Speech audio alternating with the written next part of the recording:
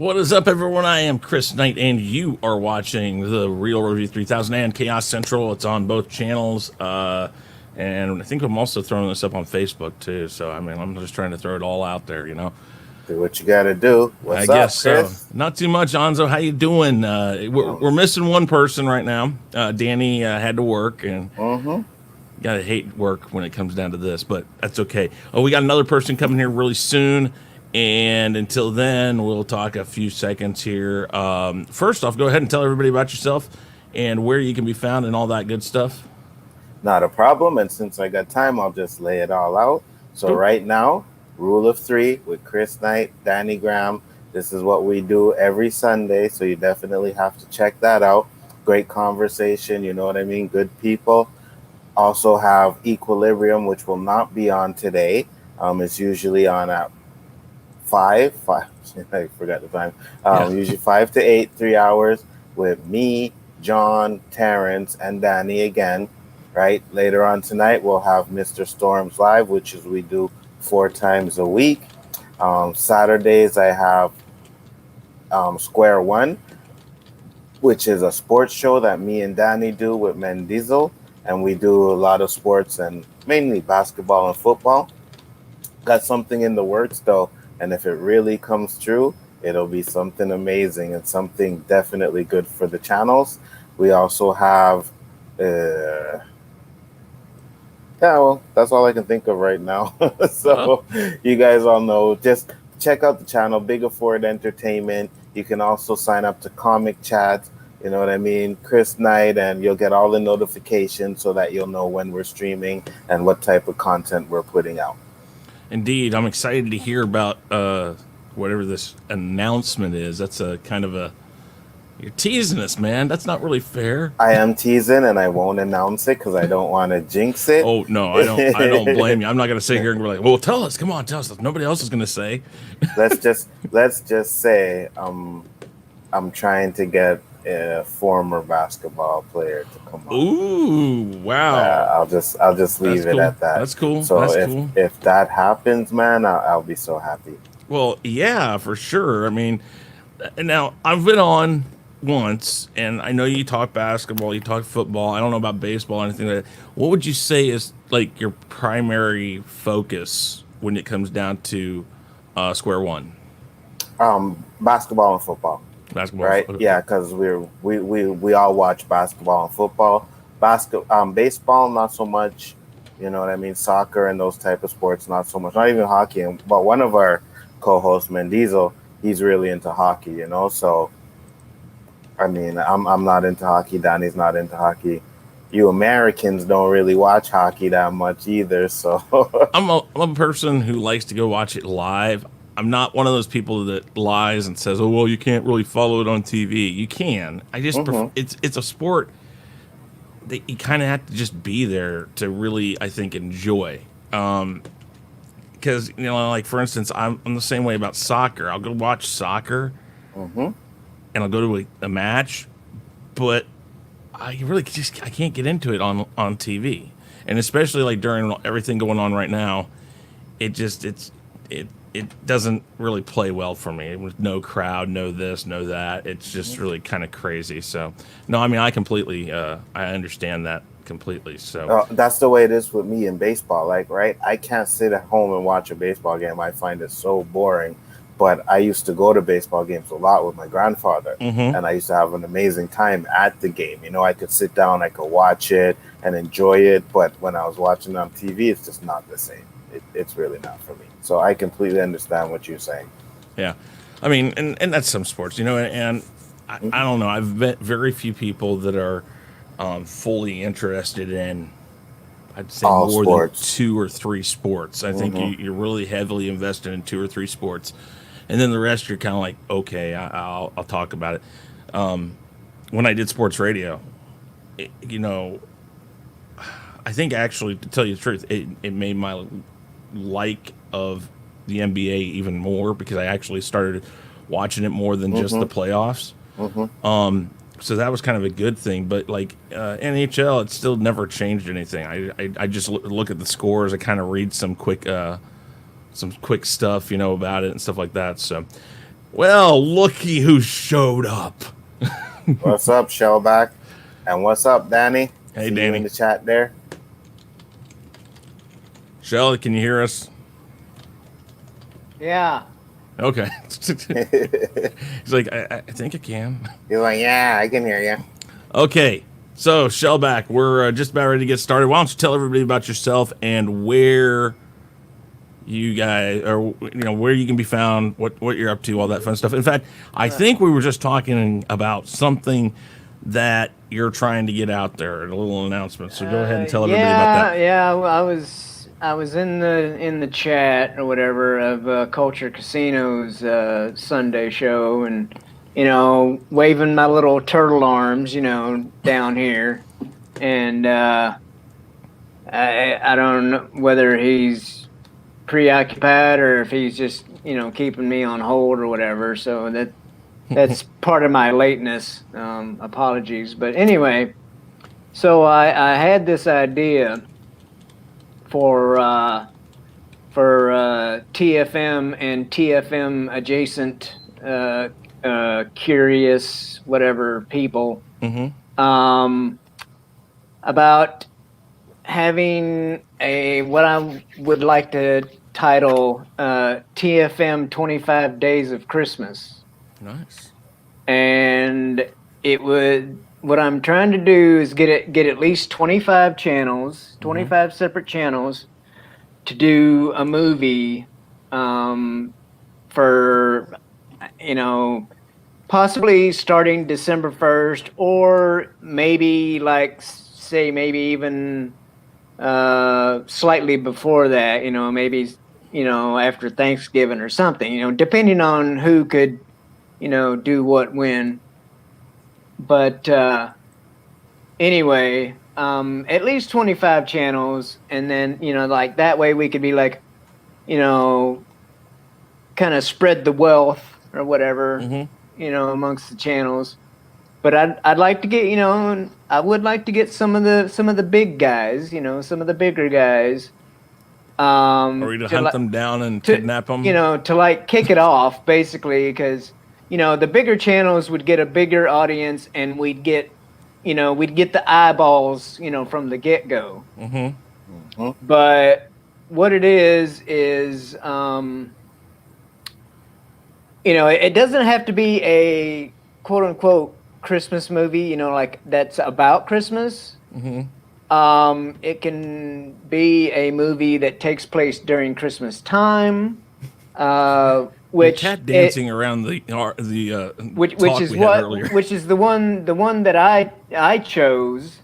Some people don't consider it a Christmas movie, but I do. Okay, because the party that they were holding in the building was a Christmas party.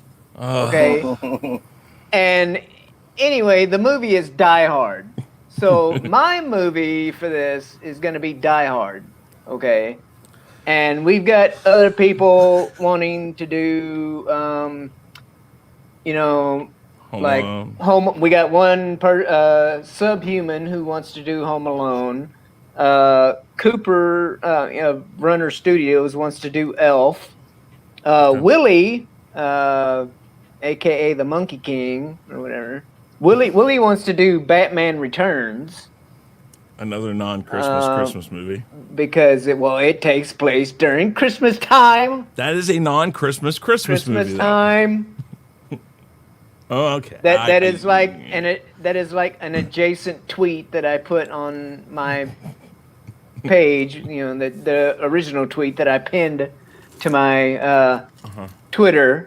At ShellbackT, capital S, capital T. Go check it out. But it's Christmas and or Christmas time movies. Because like I said, it's gonna go from say at least the 1st of December till Christmas Day, or maybe we'll start say the day after Thanksgiving and run that way or whatever. Okay. So yeah. There you go.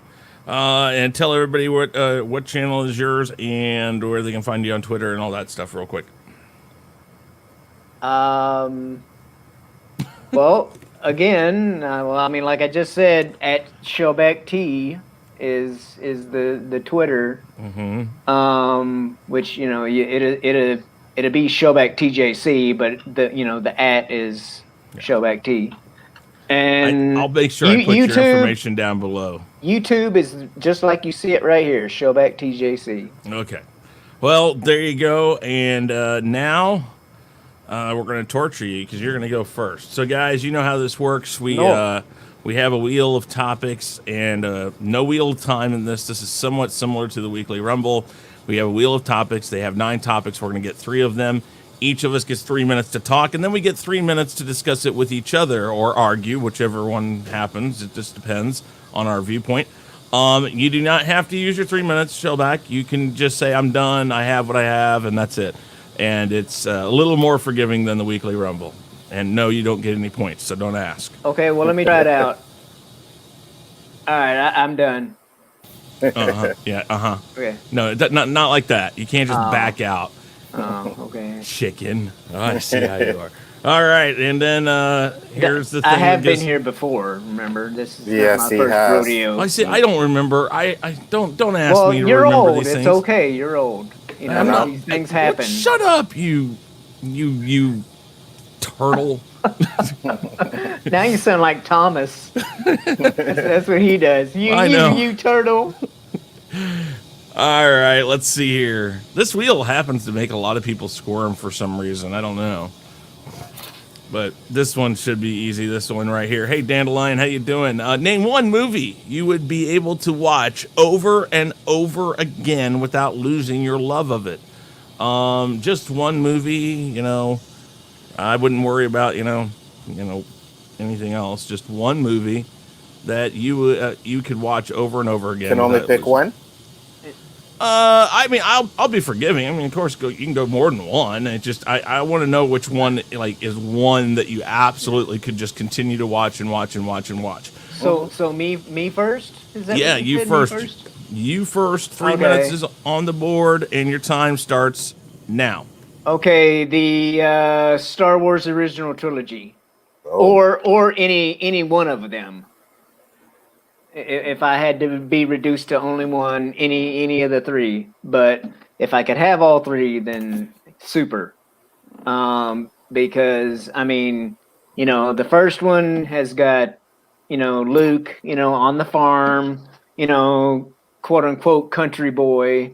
That's how I was raised. So, not the fact that he was the same skin tone as me. That's not why I identified with him. It was because of the whole farming community aspect. Okay. And where was that farming community again? Tatooine? No, your farming community. In southeast Missouri. Where again? Missouri? Oh wow, that's the so show great. me state. Yes, it is. Yes. But so that would be the first one, and the second one, of course, the especially like the parts that took place in Cloud City, and Empire. Return of the Jedi, because I love me some murder bears. Okay, I love me some murder bears. Murder bears. I love it when you say that. Murder bears, murder bears, murder bears. So those are the movie, the set. I'll give it to you because it's a trilogy, and I can see that watching, technically 4 through 6. But yeah, no, I can see that. That's great. Okay, that's it. That's it. That's it. Okay, not a problem. I let you off easy. That's how it is. All right, Nzo. There. How about that? Did that take up any time? No, not at all. Okay. Nzo, your time starts now. What's up? All right, so let's just do this. I mean, I'm gonna have to piggyback a little bit on Shellback. I won't say the whole trilogy, but I'm gonna say Empire Strikes Back. And now I have 2 because, to be honest with you, Empire Strikes Back was my favorite movie of all times for the longest time. Actually, since I've seen it, like no movie has ever come close to it. So I'm gonna say, for me, I see you shaking your head, Chris, but for me, No, I'm not shaking my head. No, no, no. I'm good with that. That's a good one. I'm just saying, for me personally, Empire Strikes Back was like, it's first off, it's the best Star Wars movie of all times, in my opinion. You know, I love what George Lucas did with it. I love that Darth Vader won, and that's one of my biggest things in when I watch movies is I like to see the bad guy win sometimes, you know? And that's why when I have to say Empire Strikes Back, I say that, but I'd also have to put Infinity War in that category too. For me, it's definitely a toss-up for these two movies because Infinity Wars, which actually has become my favorite movie of all time. And again, what they did with Thanos, I loved. The fact that Thanos won, I loved it. You know, he did the snap at the end of the movie as well, which was just like, you know, I can't believe they did the snap. Like when I went into that movie, I said, I don't care how good it is. If Thanos loses in this movie, it will never be as good as I wanted it to be. So they kept true to that. They let Thanos win. So it's a toss-up between the two. Like I could go back and forth. One day it could be Empire Strikes Back. The next day it could be Infinity War, you know? So with just that being said, I'm personally, take your pick, man. Both movies were well done. You know, I think they set the bar. Infinity War set the bar because Endgame kind of dropped it a bit. I liked Endgame. I loved the end of it, but I just think it dropped it. So for me, when the bar is set, it's Empire Strikes Back, Infinity Wars. Those are like two of the greatest movies of all time for me, hands down. All right. Anything else? No, that's it. Okay, to piggyback off of his piggyback. Every young man in America, okay, in 1980 was quoting a black man. Yes. Yes. Yes, they were. Anytime they saw a young lady, hello, what have we here? Okay. So there's another case of you don't have to be the same skin tone to identify. Nope.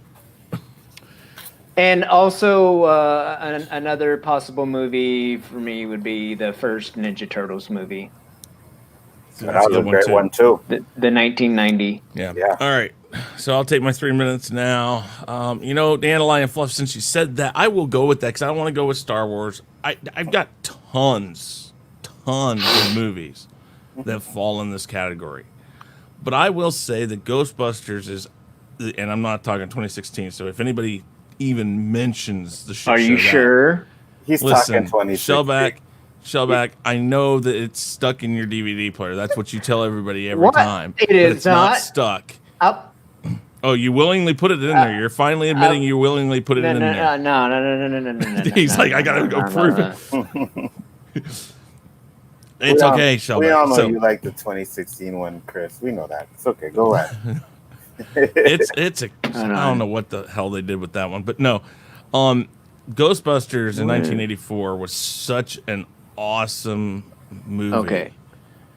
Going forward, it made a lot of us like really think. I mean, I don't know. It kind of like Star Wars did for me. We all would sit there going, he's like, "Oh, you got it to work, so you finally took it out, huh?" Okay, There's nothing stuck in there, okay? You must have gotten a new player because you told me last time. You know what I do have though? You know what I do have? Oh, wait. Let me finish my time here. But Ghostbusters 1984 was really awesome. That's kick-ass right there. That's awesome.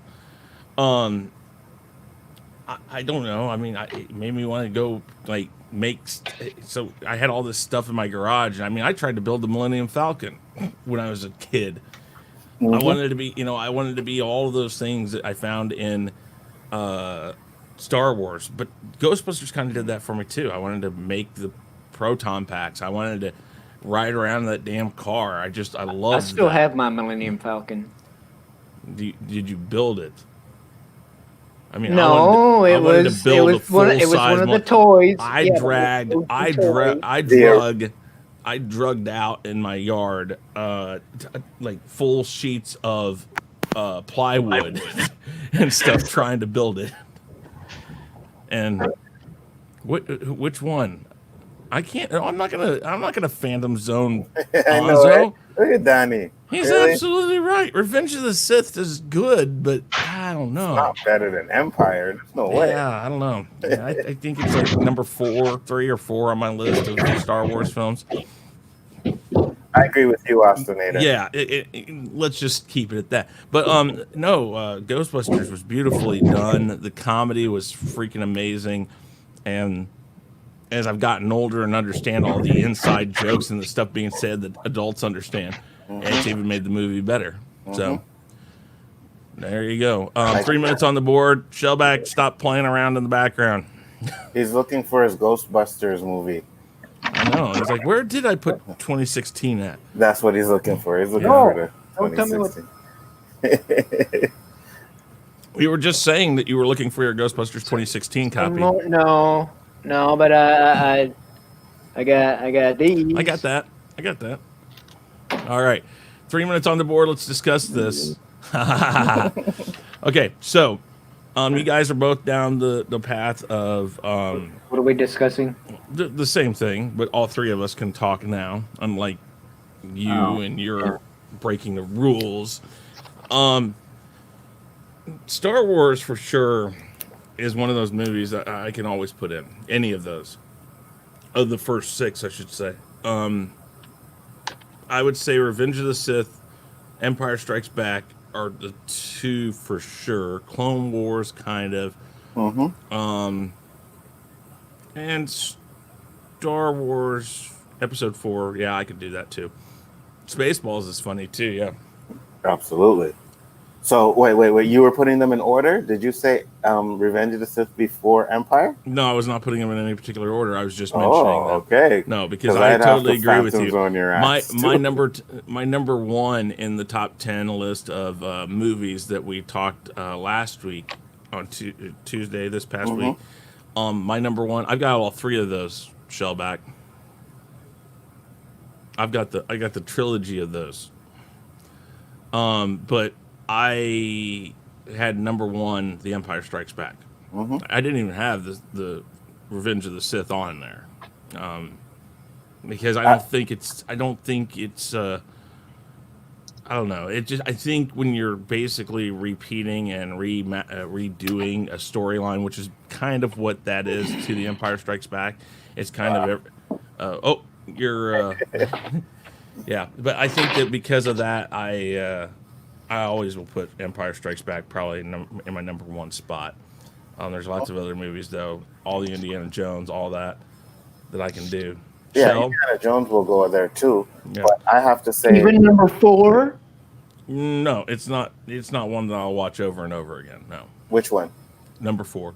Indy 4. Yeah, Crystal. probably not. It's still an Indiana Jones movie, but it's not. I don't know. It is. It has all the elements of Indiana Jones. Some people would say it's kind of like Die Hard being a Christmas movie. No, there's no doubt that it's an Indiana Jones movie. It's all there. But we won't go into that. So, but no, any Star Wars movie from the prequel or the original trilogy is a pretty good bet. I mean, I'll even deal with Jake Lloyd. What did you say about Jake Lloyd? Leave the boy alone. I just don't think he had. I mean, he's not the worst thing. Angel. Yeah, it's just sometimes, and again, I have to remember you can't always blame it on the actor. You got to blame it on who wrote it. That's the style George Lucas wanted them in, though, right? That's the type of acting he wanted in those movies. So you can't blame the actors for what. Well, see, the thing is, like, people like quote that line that I just said and stuff, and it's like, what the hell would you say if you were a 9-year-old boy and you saw a hot ass chick that's a little bit older? I could see that. Okay, I'm just going to explain this really quick about Die Hard. It is a non-Christmas movie, much like Indiana Jones and Raiders of the Lost Ark. No, listen to me. Like Raiders of the Lost Ark, why there's not called Indiana Jones and Raiders of the Lost Ark is because Indiana Jones isn't necessary for that to happen. No matter what happens, the Nazis get it, the Nazis open it, and the Nazis die. Indiana Jones doesn't even need to be there. In fact, the movie is only an hour and a half, 2 hours long because he's there, because he messes things up constantly. The same thing goes for Die Hard. It doesn't have to be Christmas time. It could have been anything else. It could have been just a standard Christmas party for an award celebration, and he was there to see his daughter or something like that. So Home Alone's not a Christmas movie? No, Home Alone is because it absolutely has to be Christmas for that to happen. No, it does not. Yes, it does. Because Thanksgiving. No, because they're going to visit family for Christmas, right, and they mention that. But that is a different thing. To visit family for Thanksgiving. No, but they don't say that. They point blank state that they're going there for Christmas. So he's going to his wife's for Christmas. But it doesn't have to be that because he says I'm going because I want to spend time. But it's for Christmas. It's Christmas time. Like I don't know. It's not. What are you trying to say? It's yes, not. it is. I'm saying it's not a Christmas movie. No, and neither is Gremlins. Gremlins doesn't have to be that. Gremlins, but it could have been a birthday movie. Because it takes place during Christmas, it's a Christmas movie. But no. It doesn't matter because I look at the plot device. The plot device, it doesn't matter if it's Christmas or not for Die Hard. Same thing. It absolutely matters same thing with Home for Alone, Christmas. then. No, Same because the whole reason why they're breaking into houses is because it's Christmas time. It could be Thanksgiving. It could be the same thing. No, it can't be because they don't give Christmas presents out for Thanksgiving. So Home Alone 2 was in Christmas too? It takes place at Christmas, 3? And they're trying to break into a store that has that. Huh? Home Alone but do they mention Christmas in Home Alone 2? Yes, they do. That's why they're in New York again. Is for Christmas. It doesn't matter whether they mention or not. Yeah, go ahead, Shelba. Was he or was he not? He being Gizmo. Was he not gift for Christmas as a Christmas gift? Yes. But it doesn't have to happen for that all to happen. Oh my God! So that's the same thing with Home Alone, then. Yeah, actually, it's not because they point blank are breaking into houses because it's Christmas time. But they can break into people's house anytime. They can do it during Thanksgiving. They can do it during the 4th of July. But that's not why they're doing it because everybody's gone for Christmas. Everybody's gone for Thanksgiving. No, they're not. Most of them are. Yes, they are. Come on, bro. Let's go to the next one because I'm gonna have a special conversation on this because I've already discussed this last year. I tried to get it done last year and it didn't. Nobody freaking jumped on it because the fact of the matter is there's two sides to the story and everybody else will figure it out. Okay, we'll do that a little closer to Christmas though. All right, Disney Plus is releasing Mulan a day after Tenet comes out in international theaters, and it'll also be going to Disney Plus at the same time. Do you see this as the end of the theater experience as we know it, or just a necessity due to current events? So let me get this up here and let's cut this out. Nzo, I'm going to let you go first since Shell went last time. Mm-hmm. And let's get the 3 minutes up on the clock, and your time starts now. All right. So, first off, do I think this is the end of the theater experience? Sorry, absolutely not. Corona. Yeah, I know, eh? No, it's not Corona, but something else. But no, I don't, because I think they're only doing it now because of the current events. Like when things go back to normal, theaters will be opening up and people will be going back to the theaters. I mean, right now here in Canada, our theaters are opening. So when Tenet comes out, and yes, Chris, I said it again, our theaters are open. I know. Just want to rub it in. Canada? What? Oh. Yes, right here in Canada. So when Tenet comes out, I could go see that in the theater if I want to, which I probably will go see in the theater. Mulan also, I will probably go see that in the theater too, because I don't really know if I want to spend $30 to watch this movie. I mean, I already have Disney Plus. I didn't get rid of it like a lot of people did when The Mandalorian went off. So I can just buy Mulan if I want to and watch it in the privacy of my own home, which is a good thing to do. But I don't think Mulan. There's two things about Mulan. One, it looks good, and it looks like it's a movie that should be seen in the theater. Two, I'm not really sure if it's worth $30, right? Because do I really want to spend $30 for it? And I'm like, it's not so good, you know. I'll go see it in the theater. It'll probably still cost me $30 to see it in the theater. If I see it in IMAX, it'll be like 25 again. But it's the experience that I'm getting while I'm seeing it on the big screen. You know what I mean? I know it kind of doesn't make sense. But if I'm sitting at home and I'm going to watch a movie, I don't want to spend $30 for it. If I'm going to go out and have that experience, then I don't mind spending it, you know, get my popcorn, get my drinks or whatever. But at the same time, like I said, I think it's only this way because of the crisis, right? I don't think they're going to do that with Black Widow. I don't think they're going to do that even with New Mutants, because these are movies that I do not think will make back their money if they do it on the streaming service like they're doing it. The fact that we're able to see it in some places in theaters is going to help. So that's why I think they can do it. But let's say you have a Black Widow movie where you have to strictly put it on streaming service. You're going to lose money with that. And these movies are predicted to be billion-dollar movies, right? There's no way it's going to even come close to making $1 billion by just be sitting on a streaming service. Now, a lot of people have canceled their Disney Plus, so they'll get a big jump of subscriptions with that too. So you'll get a big jump of subscriptions. You'll get the people who already have it, who want to see it, will get it. And then you'll have the new subscribers get it again. So we'll make money. I'm predicting maybe 300 million at the most. But at the same time, you're still not getting what the potential of this movie would be. Before I get you to go show back, I looked it up. Mulan cost, I think, $200 million. They say that there are several analysts that say that they have no doubt in their mind that just the release on Disney Plus will garner $300 million. Oh, really? They believe it's almost a guarantee. That's what they say. Now, again, I don't buy into everything an analyst says, but they're pretty sure they'll get, I think they said the 1 million subscribers that they have to get to that. Because 1 million, add 30 to it, you got 30, you know, or no, 10 million. That's what they said. They believe they'll get 10 million subscribers. And again, I'll go into that after show back. So, Shell, time starts now. So who's gonna want to pay an additional $30 on top of what they're already paying for Disney Plus to watch this movie? Not this guy. You know, it's, and I'm sure it's a, you know, it'll be at least a decent movie, but I heard your hesitation in that.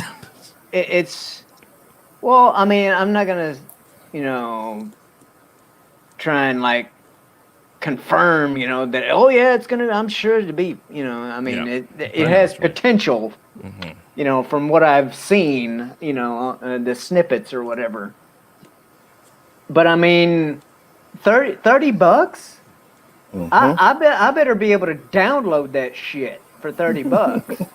Okay. Or else I'll just wait, you know, for the physical copy, okay, you know, at Walmart. You know, if I'm going to pay that much. Well, I heard you keep it. So once you get it, you pay $30 so I and had you not keep heard it. that. Yeah. But yeah, I don't know. I guess that's about all I got to say about Mulan. Well, do you think that this is going to garner in the start of the quote unquote collapse of the theater or the theater experience? Well, no. I tell you what. Actually, I tell you what I do think about Mulan. They found an extremely attractive actress to portray her. But no. So the theater thing. I actually think that all the BS that we've been going through this year might actually, you know, like it's been rumored to, might actually spawn a bit of a rebirth for the drive-in movie theater. See, I thought that too. That's definitely possible. But I think if that were the case, the drive-ins would have been popping already. No, Yeah. It's been like 4 months, so. Yeah, well, yeah, but at the same time, people can't really, they want you to look like a freaking bandit about to walk into the bank to rob it, So I mean, and I've seen construction crews, putting up a building here and there, but during this, but yeah. At the same time, I can see how, things wouldn't be on track for that yet, because I mean, theaters that already exist can't even get new movies right now. So, yeah, I mean, that's because well, here, let me do my 3 minutes and we can go into this when we all talk together. Okay, make it snappy. I'll make it in 3 minutes. So I had kind of a real epiphany the other day. I was like, I've always said no, the streaming services are not going to take over theaters. There's just, and like Anzo said, these movies that go out that they are projecting for $1 billion. I mean, I don't care. Anything over 700 million, if you think your movie is capable of that, you're not going to release it to a streaming service because you're not going to make that money, period.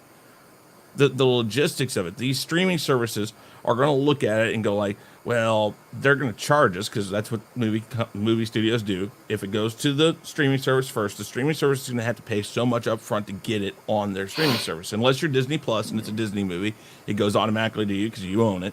But you're still going to want to get that money for it, so they're going to charge people more like they're doing with Mulan. Now, my thought was this. I can see streaming services taking over for the secondary movie market, meaning your period films, your documentary films, and your second-tier movies, which is like, think of Good Boys, think of the little comedies, the teen comedies, the thing that you're going to get a niche market to go see. If you take that out of every theater, let's say you have a 20-screen theater, probably 15 of those at least, 14 to 15 of those screens are going to be dedicated to blockbusters, big films that are going to want to make that $1 billion. The other 4, 5, or 6 that are there are going to be one screen for one movie, and that movie is going to play for a week or two and then be gone. What if we take all of those movies out of the theater and throw them on a streaming service? Those streaming services then say, if you want the movie package on our streaming service, which is new movies, the day they come out, you can pay $20 extra a month. And if you want to keep the movie, you can have an option, a secondary option that you pay $2 or $3 extra on top of that. This would then open up theaters to show these blockbusters films in more screens, making more money. And economically speaking and entertainment speaking, I think that's a good way to do it. Well, I've been to at least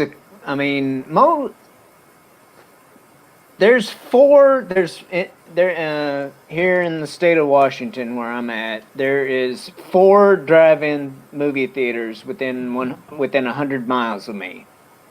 Not all of them, at least a couple of them are only seasonal. There might be one that is open year round.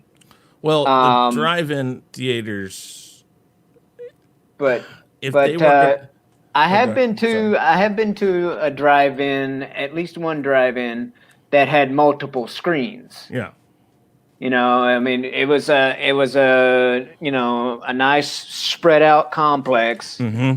Okay, and they basically had, like all the screens towards the middle of the property. And you parked around them. And then you go, yeah. Well, and so, it's possible for them to set up a drive-in theater just like an indoor theater with multiple Well, yeah. screens, and so they can show multiple movies at the same time.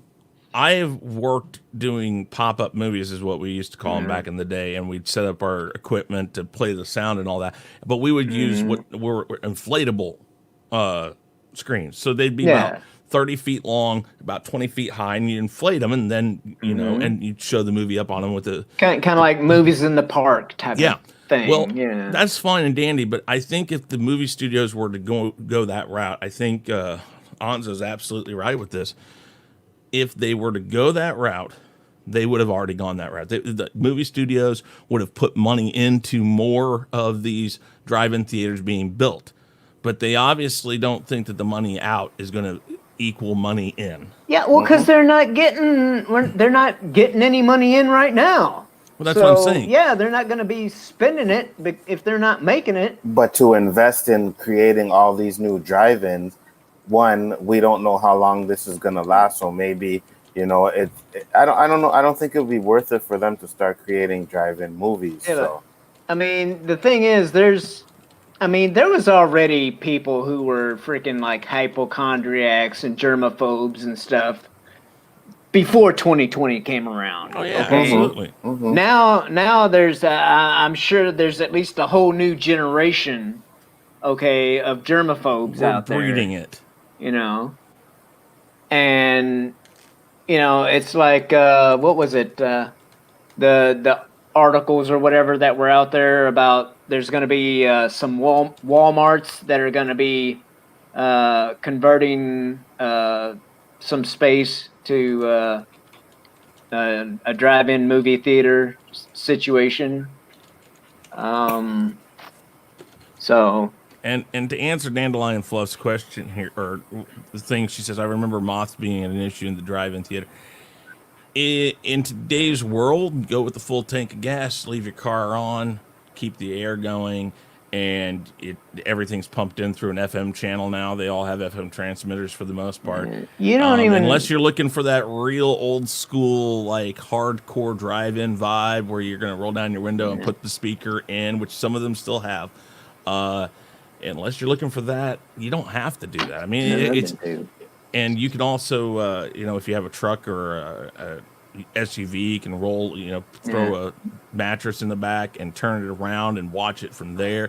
I mean, there's all sorts of things you can do now. The modern drive-in theater, I've never been to one that actually still has working speakers hanging off the pole. Last time I was at one, they still had it, but it costs a lot of money to keep that up because the miles of wire. But I mean, you don't, you know, your modern day vehicle, you know, you don't have to keep the engine going. You don't have to really worry about your car not starting after a movie or two. Absolutely. And like, plus, you know, they're not going to start. They're not even going to start like the previews until about 9 o'clock at night, especially during the height of summer. Oh yeah, no. I mean, it's not gonna it's not like you're gonna be in the car baking, you know. So. Dandelion, that's so funny. Now you're gonna get John talking about that the whole time. All right, so the next question, last question, and then we can kind of run off on whatever tangent we want with these other questions we've already talked about. Do you believe that The Mandalorian will exceed expectations, or things like Boba Fett being introduced cause a downturn in the overall direction of the show? Who wants to go first with this? I'll go. I'll go. Okay. All right, then. Anzo, time's on the board. Time starts now. Okay. First off, I do think Mandalorian will exceed expectations. And the reason why is because I wasn't a big fan of it. I enjoyed it. I thought it was good. I really did. So before everybody starts saying, oh, he didn't like The Mandalorian, no, I did like it. I actually think, I'm sorry, that virus thing again. I actually think it was the best thing that Disney Star Wars has done. Do I want to see Boba Fett into it? Why not? You know what I mean? I have no issues with that. As long as they stick to canon, they stay true to what the story of Boba Fett or what happens to him after he hits the Sarlacc. Um, I'm okay with that. You know what I mean? So yes, I do think it will definitely exceed expectations. The first season was pretty good. You know, there were a few episodes that were just iffy to me, or they were like, it was okay. But all in all, it felt like Star Wars. I wasn't a big fan of the sequel trilogy, as a lot of people know. I didn't even like Rogue One. I wasn't feeling Rogue One. Solo, hated it. I think Solo was the only Star Wars movie that I actually hate. Like Hated it. Yeah, I hated it. And usually in a Star Wars movie, I can find something, even in the sequels trilogy, I can find something where I say, okay, that was cool. Okay, I like that. Or I like this. You know what I mean? But all in all, with the Solo, there was just absolutely nothing that I liked in that movie. So I think Dave Filoni and Favreau will go with what they had. They realized they got something with Baby Yoda. I don't want them to overdo Baby Yoda. I really don't. So maybe if putting Boba Fett into it, we can have a few episodes where it's not just strictly on Baby Yoda all the time. If you take out Baby Yoda, I think Mandalorian isn't as good as it should be, right? Dialogue felt too much like Star Trek to me in some areas. But other than that, I really thought it was a step in the right direction. I have faith in Dave Filoni, especially after watching the director's cut of Mandalorian, some of the stuff he said. So he believes in the lore. He's been trained by George Lucas, like he was basically his right-hand man. Like even when he talks, he sounds like he's speaking the words of George Lucas. So if we can just get Kathleen Kennedy to leave these guys alone and let them do what they want to do, then I think that it will exceed expectations. That's for sure. Okay, awesome.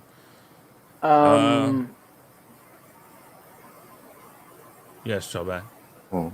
I'm gonna say my spiel first, but I also have a quick video that's in relation to this that I'd like to play, if I may. Well, I'll let you play that first. How long is it? A little over 3 minutes. Okay, well, wait. I'll let you talk first, and then, or unless you want that to do the talking for you. I'll talk about it first. Okay, and then we'll wait till here in just a little bit. Yeah, we'll get to that here in just a little bit. 3 minutes starts now.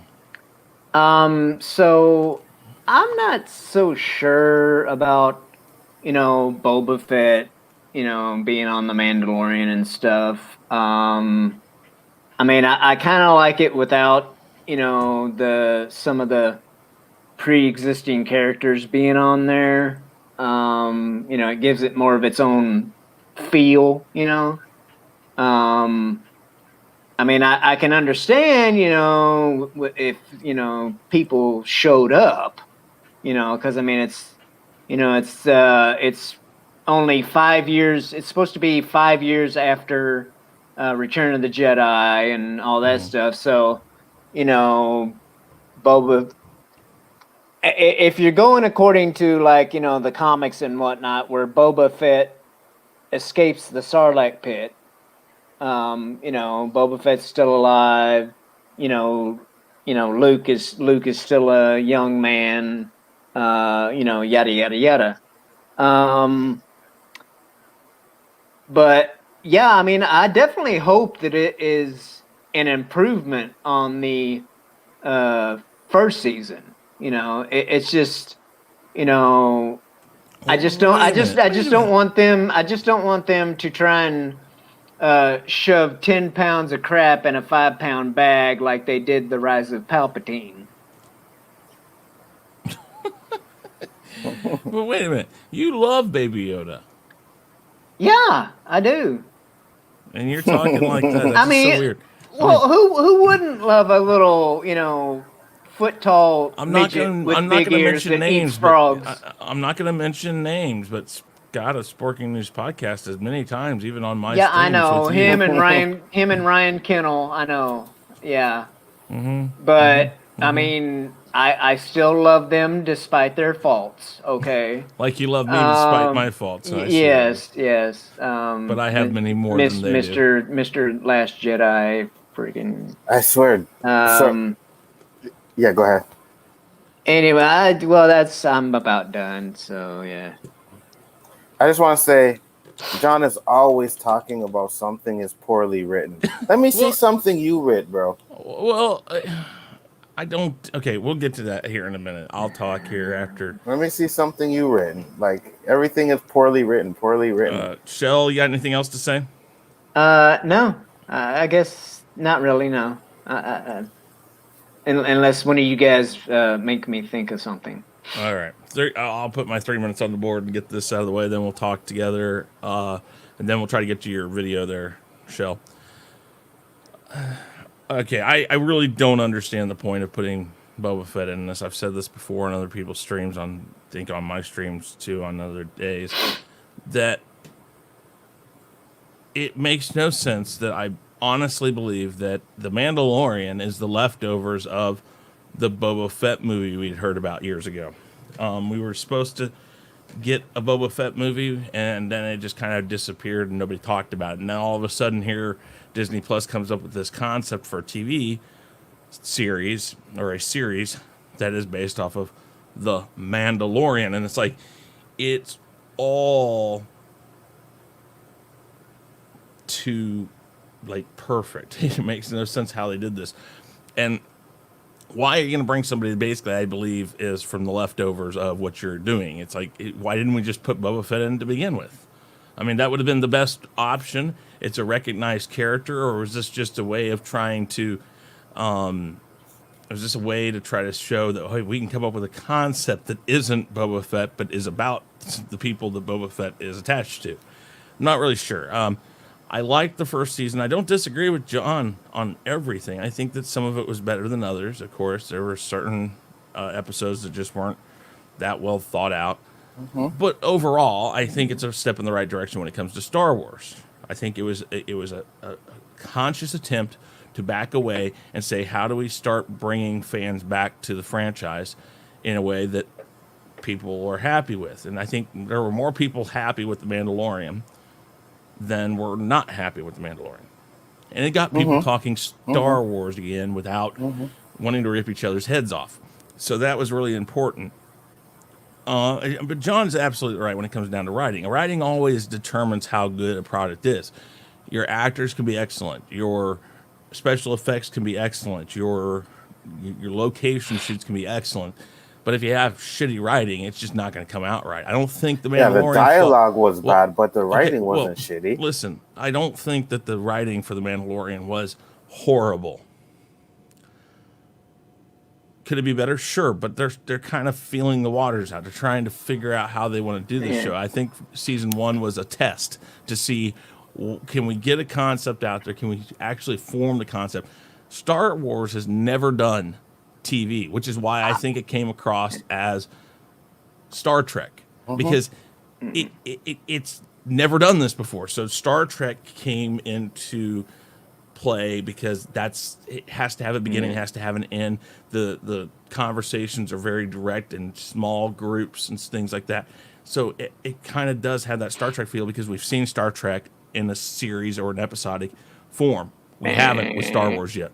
Yeah, but it's not even that. I'll tell you, like in episode 1, where he takes the blue creature there, and the thing's like, oh, wow, can I go to the bathroom? Because I got to go take a shit or whatever he's talking about. Mm-hmm. That was poor dialogue. That was strictly Star Trek dialogue. Yeah, but that was based off of the fact that the guy playing the blue guy was a comedian. No, I know that, but what I'm trying to say I was cracking up. That was Star Trek dialogue. That's not Star Wars dialogue. That's Star Trek dialogue. It kind of was. Well, yeah, I mean, think about when Obi-Wan and Luke first met Han Solo, and he was doing the, you've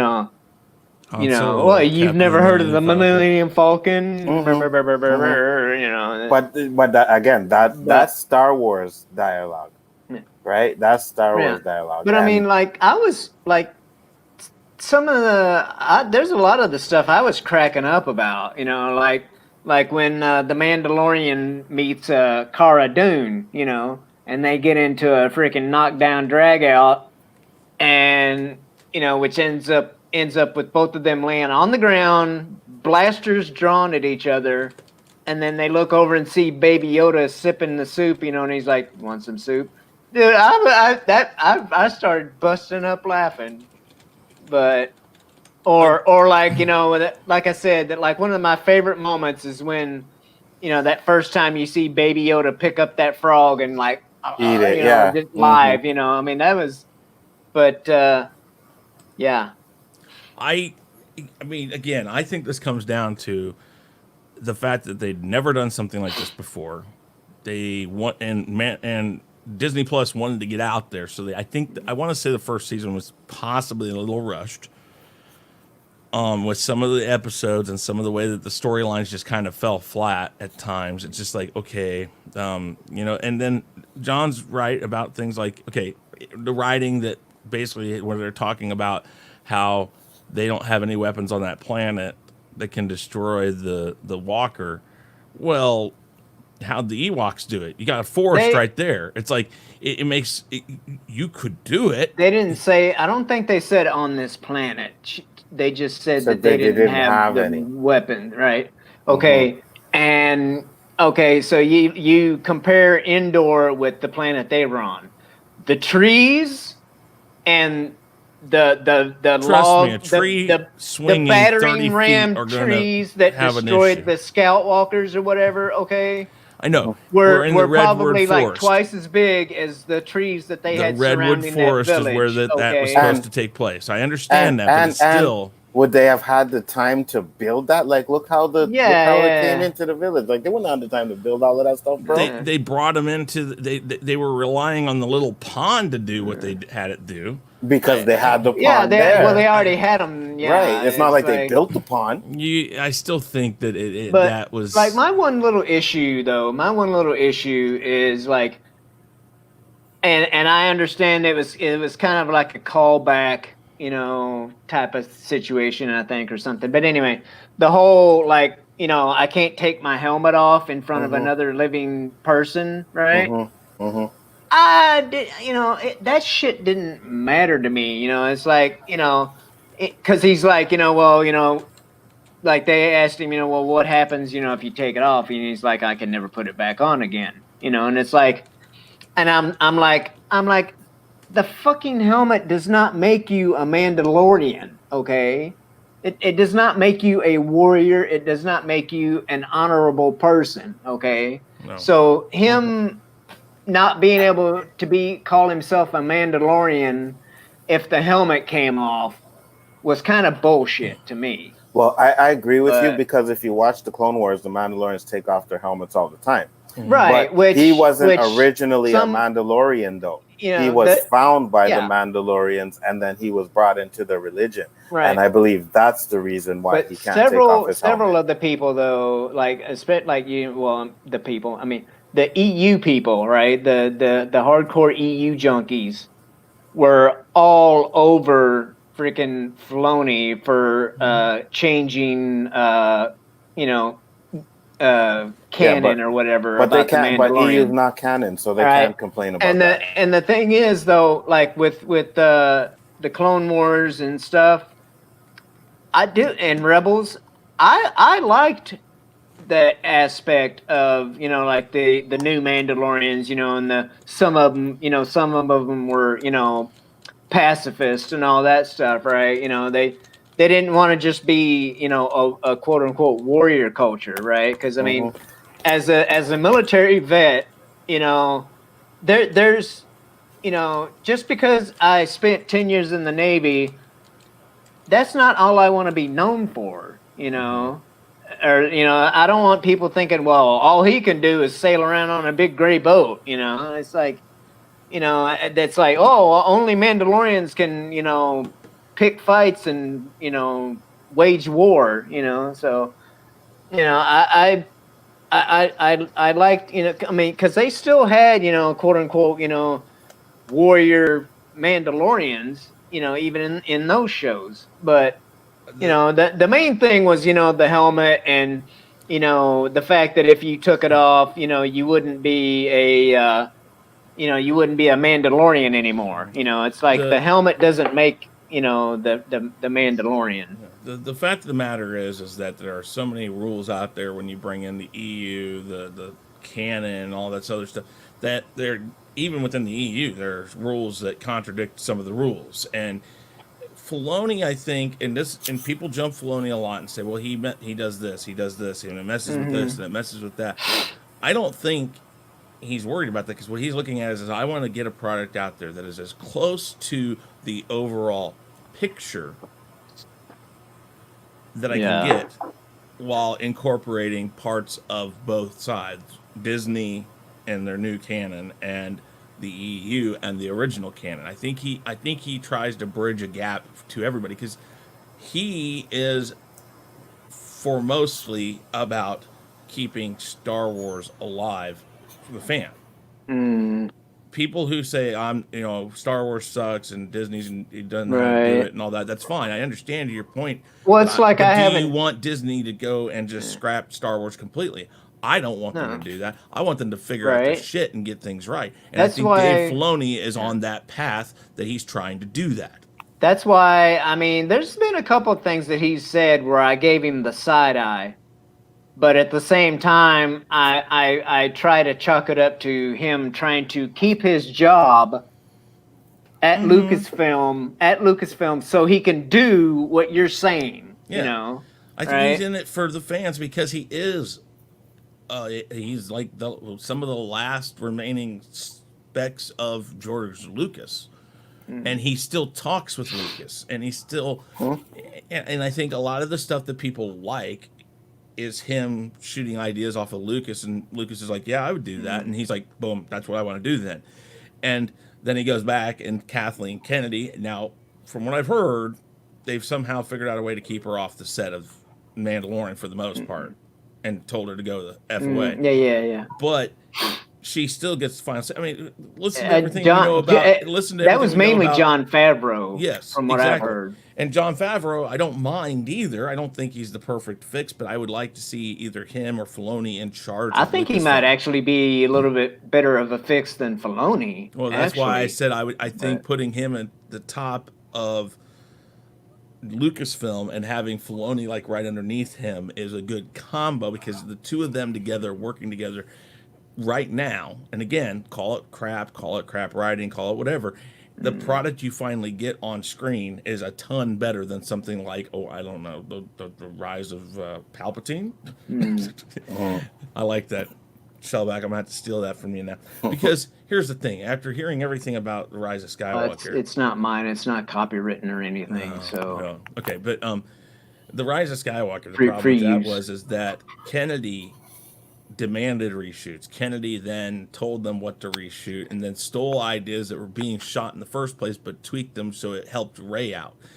And you can tell the final product is just so clunky. Visually speaking, the movie's just regular clunky or McClunky. Yeah. You see what I did there? Yeah.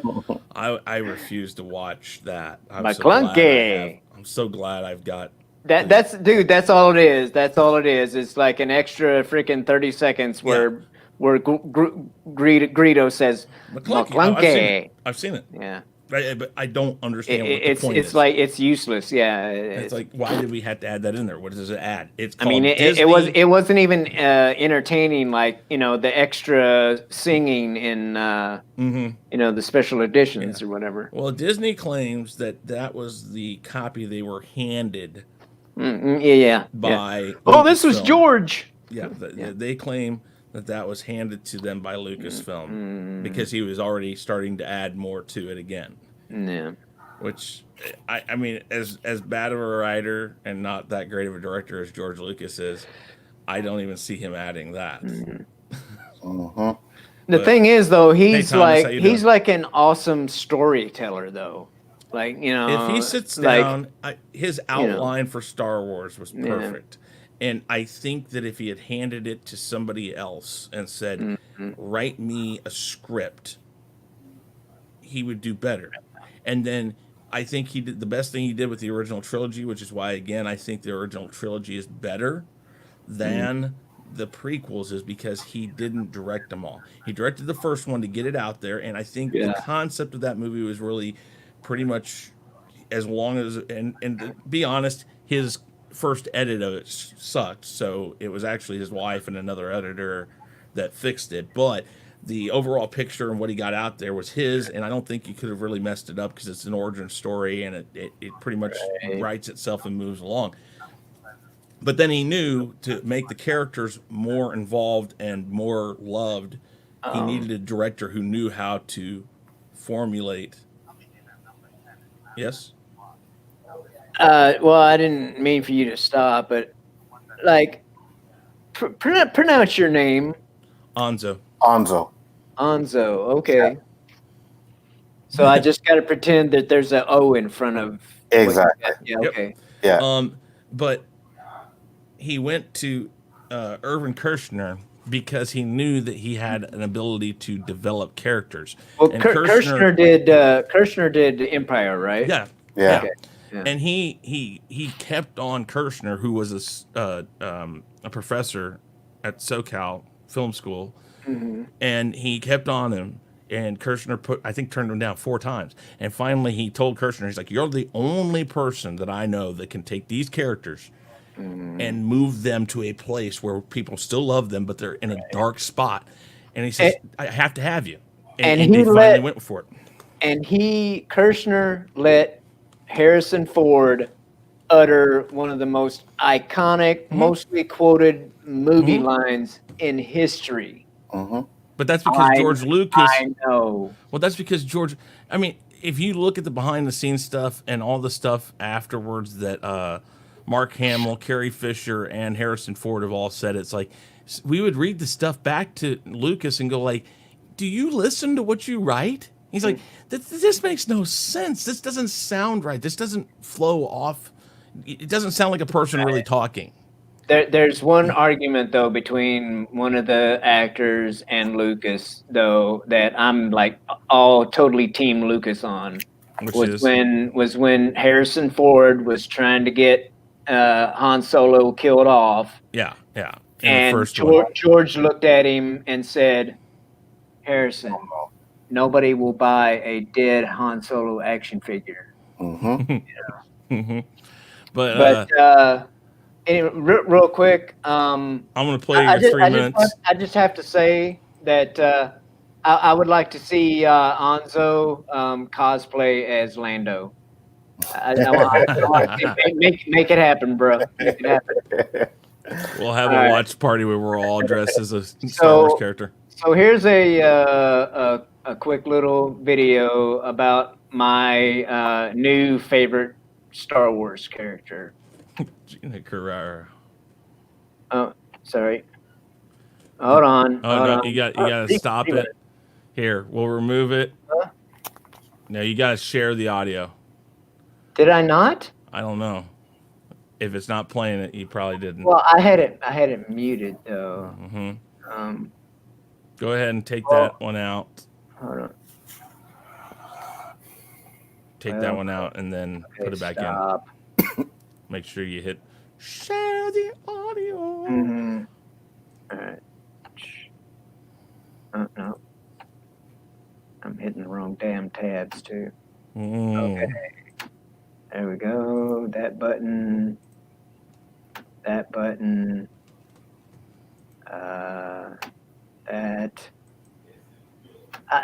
Dude, I swear that you shouldn't have to click that extra freaking box for the damn audio. But anyway, all right.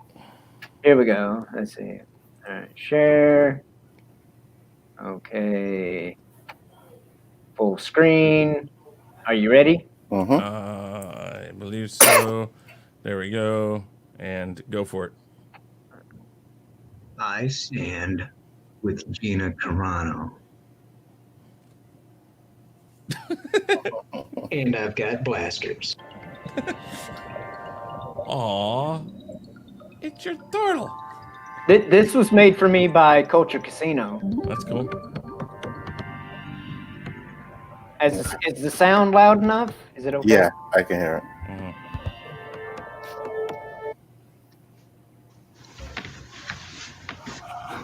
So by now we've I'm assuming we've all heard about what's been going on or happening with Gina Carano on Twitter, about how the outrage mob has come after her for not having a certain hashtag on her Twitter account or whatnot. And yeah, they came after her and it was like, oh, just admit you're a racist. And they just, I mean, they all kinds of them come in to her account, and just swing it, just to swing it. At least they thought they thought they were. But I mean, Gina just she just fired right back, and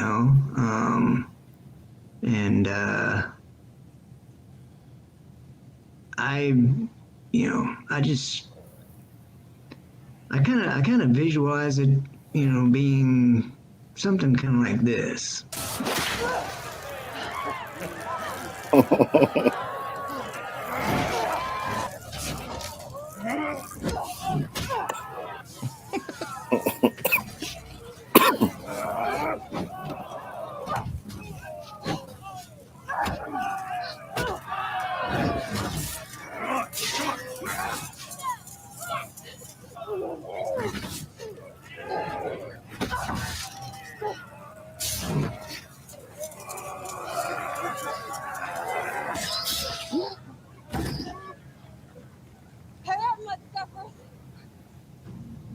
So keep fighting, Gina. Keep standing your ground. We love you, and we love you for it. Nice. And following seas. Nice.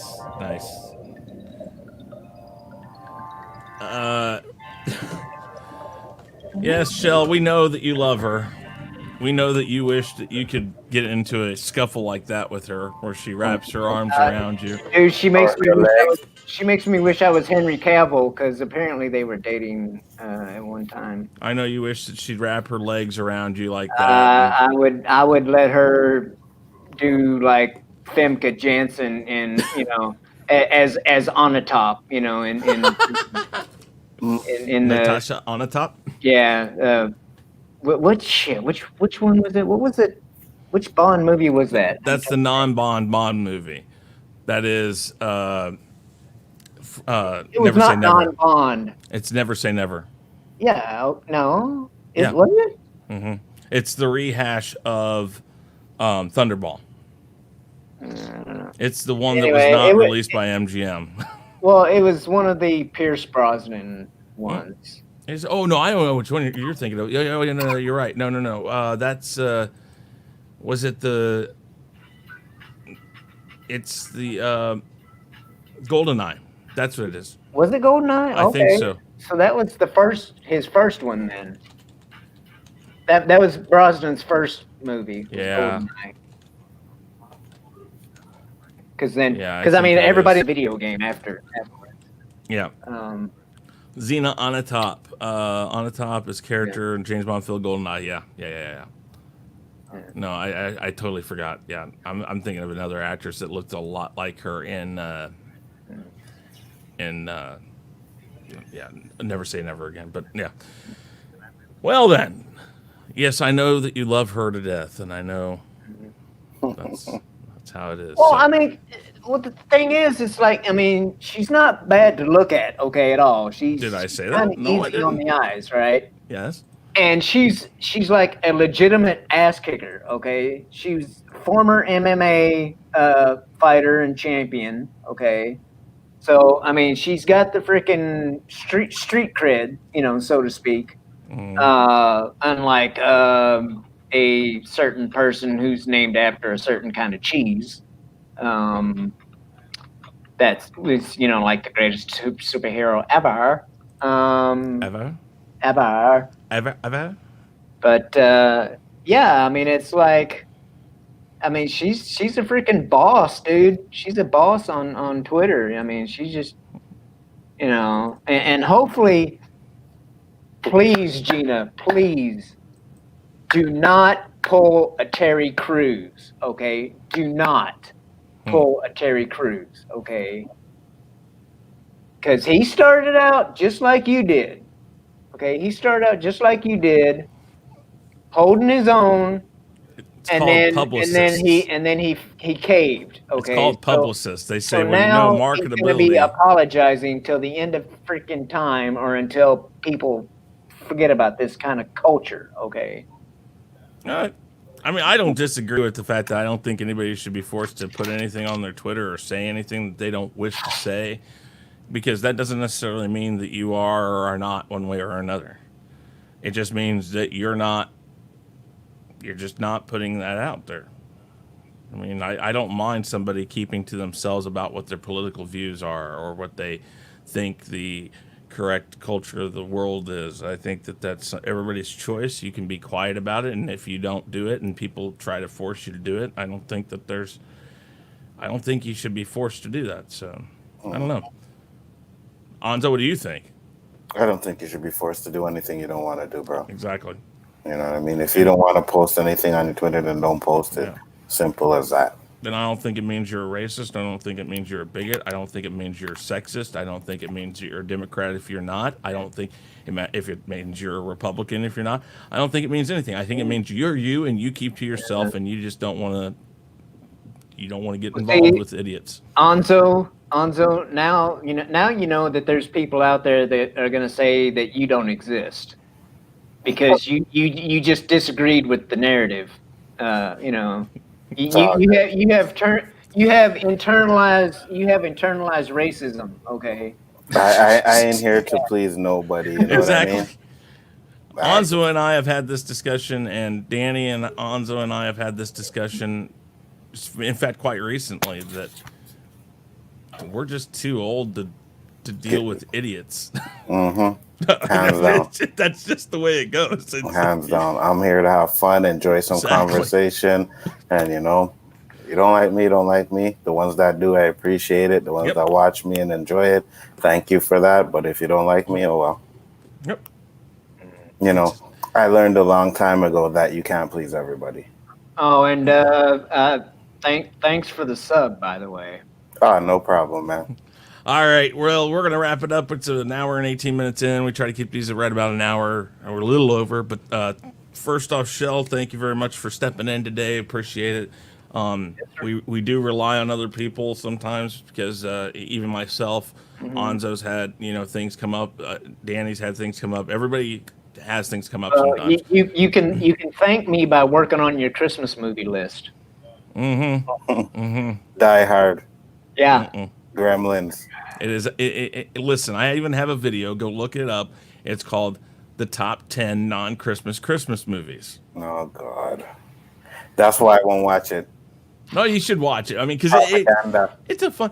No, because truth be told, I will watch Die Hard mostly around Christmas time. I'll be honest with you. I think that goes in a I think it goes in a separate category because it's not necessary that Christmas is happening. It's just not necessary. It's Christmas. Okay, I got one for you. And it can be both, okay? To me, this movie can be played during two major holidays, okay? Christmas and something a couple of months earlier that happens on the last day of October. Yeah. Nightmare Before Christmas. Yes. It is. So you could that could be a Halloween movie or it could be a Christmas. I think it's. I would classify that as both, but I would watch it more during Halloween because he does go to Christmas Land. If I do remember right, there is a portion of it where he's trying to deliver Christmas presents. So I find it more enjoyable during Halloween, but it is a Christmas movie. I think you could legitimately watch it at least twice a year. Okay. See, number 10 on my list, to give you an idea, is Edward Scissorhands. Christmas just happens to be there. it's not necessary for it to be there. It just happens to be there. And that's kind of how I classify it. Die Hard 2, it's the same thing. Die Hard 2, it just happens to be Christmas time.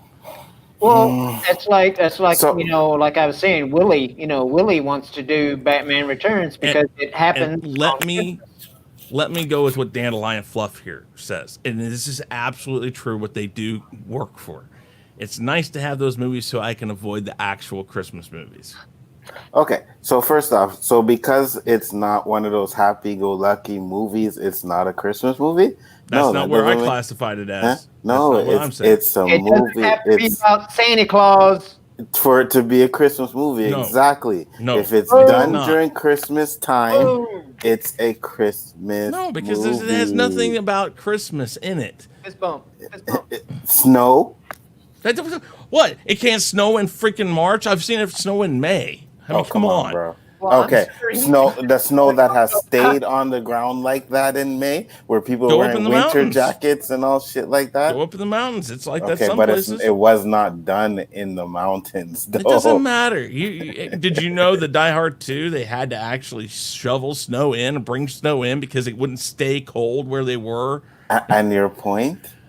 It doesn't matter. So Snow you isn't a don't- factor. What? Yeah, I mean, yeah, I Doc know. Hollywood could have taken place during Christmas. If it happened during Christmas time, I wouldn't call that So movie let me ask you a this: Christmas movie. You don't think it was a conscious decision to make that movie when Which they one? did Die Hard during Christmas? No, during it wasn't Christmas because time? the directors even come out and said it's not a Christmas movie, and I can go. It's I not can a- go get that right it now. was. Go ahead. All right, hold on. I'm trying to remember. Christmas party. Go ahead. Yeah, exactly. Say that again, Okay. Shelvac. Say that again so you can hear it. Christmas party. Thank you.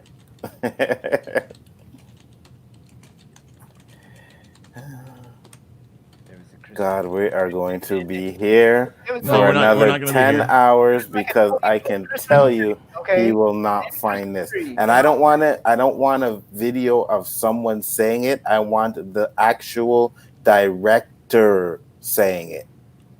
Well, I've had people, tell me, and they're like, well, Bruce Willis himself was interviewed saying it's not a Christmas movie. And I'm like, well, Bruce Willis is wrong. Absolutely. and if he did say that, show me the receipts. Yeah. Let me see him saying it. I don't want to hear you telling me he said it. I want to see a video of Bruce Willis sitting down saying it's not a Christmas movie. Yeah. Here. It's not a tumor. Hold on. I mean, that's easy to find. Hold on. That's not the right one. I know. No, Why are you going to Bruce Willis? No. you said no. I was just going to say on that. You said okay. You said you wanted to see the video about Bruce Willis. That's fine. No, I said Well, I was talking about the Bruce. Bruce Willis interview. I want to see that. He wants to see the director. Yeah, I know. Well, you said Bruce Willis, and I was like, okay, well, that's Well, we know. I mean, because he couldn't find the director, so he went to. it's okay, Anzo. People from his side of this state of Missouri are easily distracted. So Yeah, it's okay. what are you talking about? You come from down in the swamplands. Not really. Well, kind of, but not really. It's actually dried up swamplands because they planted a bunch of cypress trees that like to suck up the water. Yeah.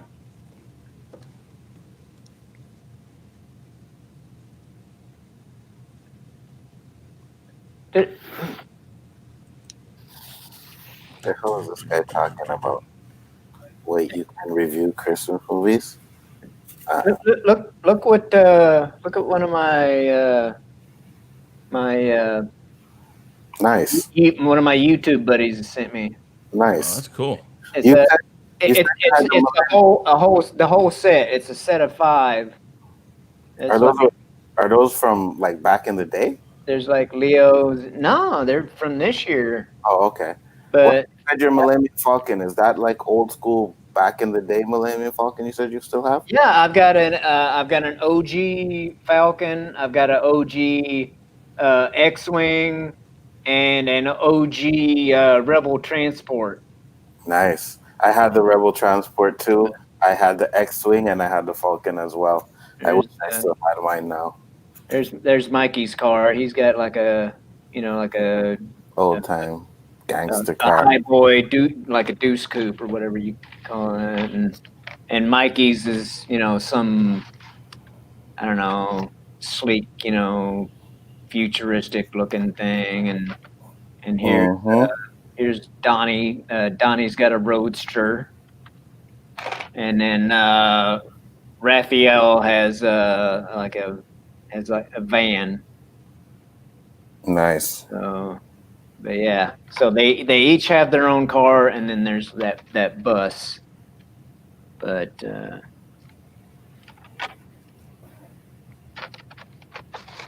yeah, I don't know if you know Adam Shawhan or not.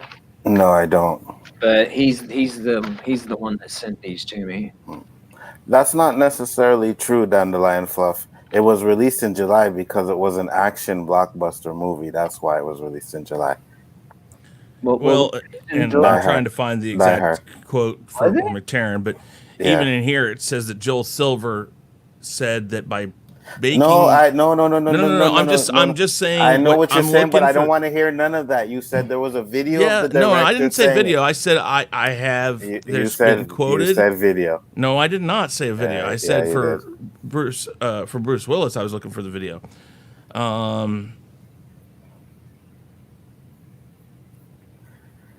This is going a lot longer than I thought it was. This is we will have to discuss this because I'm not wanting to just run this and have people waiting. So let's. I wonder why. Because I don't want people to have to sit here and wait while I read through every damn article in the world. Because a movie that was released in 1988 is 32 years ago. I know if I tell you that Grey Jedi don't exist, I can go find it in 2 seconds where it says Grey Jedi don't exist. But here's the thing. I don't read an article that just says it without proof of it. Because here's the thing. That's what they say. The information you say, you always have a hard time finding it, though, Chris. Yeah, but listen, 32 years of articles. This has been discussed you don't need hundreds 32. Of thousands of times. You don't need 32. And it has to be read, each individual thing, because if I don't give you an exact quote from the guy, you're not going to take it. So therefore, I have to find the exact quote where it says John McTarren said that it is not a Christmas movie. And then you're going to say, well, that doesn't matter. Because here's the thing.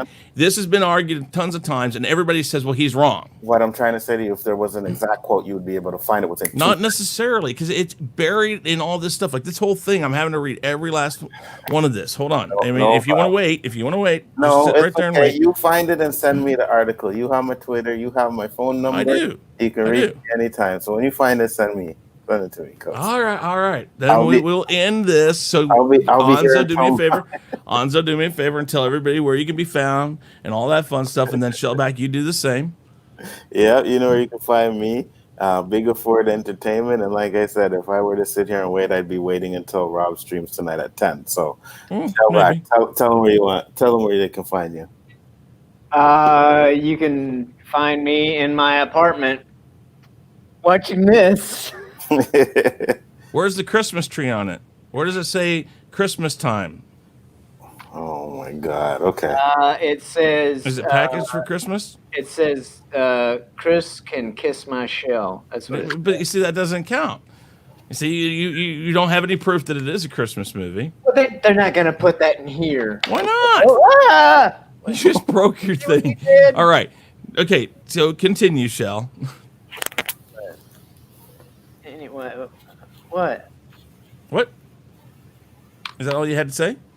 I mean, well, I already said earlier, where I'm Shellback TJC here, Twitter and all that stuff, and go watch my last couple of videos. It'll take you less than 10 minutes. Well, it's good to see you're getting stuff up there again, though. I do like that, though. That's good. So everybody go check out these two guys, as always. And it wouldn't be a stream with me and Anzo if we weren't disagreeing on something like this. So, all right, guys, everybody have a good day and say bye-bye. Bye-bye. Peace.